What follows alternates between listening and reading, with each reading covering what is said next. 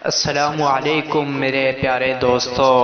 حضرت علی رضی اللہ کی خدمت میں ایک شخص آ کر پوچھنے لگا، یا علی، رمضان میں وہ کون سا انسان ہے جو روزہ بھی رکھے لیکن نہ اس کا روزہ قبول ہو، نہ اس کی کوئی نیکی قبول ہو، اور مسلسل اس پر اللہ تعالیٰ کی لعنت برستی ہو؟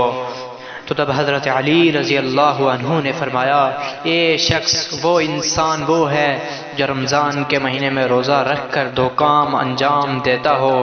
تو اس شخص نے پوچھا، یا علی رضی اللہ عنہ، وہ دو کام کون سے ہیں؟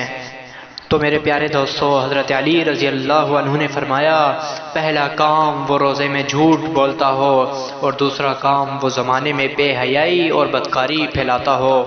یاد رکھنا، رمضان کے مہینے میں جو انسان بے حیائی پھیلاتا ہے، جھوٹ بولتا ہے، تو اللہ تعالیٰ کی لعنت اس پر مسلسل برستی رہتی ہے، اور یوں نہ اس کا روزہ قبول ہوتا ہے اور نہ ہی وہ رمضان کے مہینے میں اللہ کی رحمت کے قریب آتا ہے۔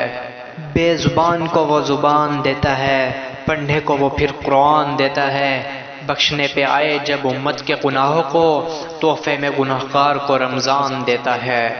حضرت علی رضی اللہ عنہ نے فرمایا، مجھے عبادت میں دو چیزیں پسند ہیں، سرد موسم میں فجر کی نماز اور گرم موسم میں رمضان کے روزے۔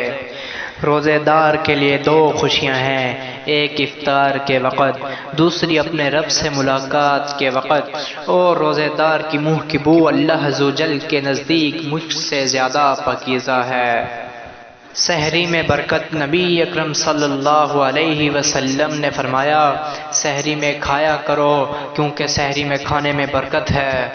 رمضان کے ایک روزے کی اہمیت، حضرت ابو ہریرہ رضی اللہ عنہ سے روایت ہے کہ نبی کریم صلی اللہ علیہ وسلم نے فرمایا، جو شخص رمضان کا ایک روزہ بلا عذر، شدید سفر اور مرض کے بغیر چھوڑ دے، مدت العمر اس کی تلافی کے لیے روزے رکھے، تب بھی ایک روزے کی کمی پوری نہیں ہوگی۔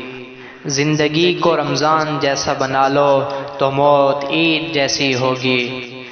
تین آدمیوں کی دعا رد نہیں کی جاتی، عادل حکمران کی، مظلوم کی، روزے دار کی، حتیٰ کہ روزہ افطار کر لے۔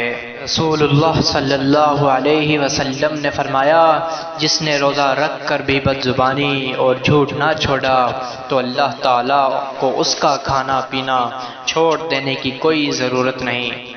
حضرت سلمان بن عامر سے روایت ہے، رسول اللہ صلی اللہ علیہ وسلم نے فرمایا، تم میں سے جو شخص روزے دار ہو تو اس کو چاہیے کہ وہ کھجور سے افطار کرے، اگر کھجور نہ مل پائے تو پھر پانی سے افطار کر لے، کیونکہ پانی پاک کرنے والا ہے۔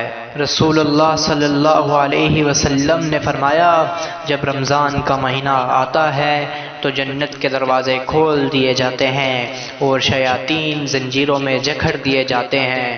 تو میرے پیارے دوستو، امید کرتا ہوں آپ کو یہ ویڈیو پسند آئی ہوگی۔ دعا ہے کہ اللہ تعالی ہمیں اس ماہ کی رحمتیں اور برکتیں صحیح معنوں میں لوٹنے کی توفیق عطا فرمائے۔ جزاک اللہ۔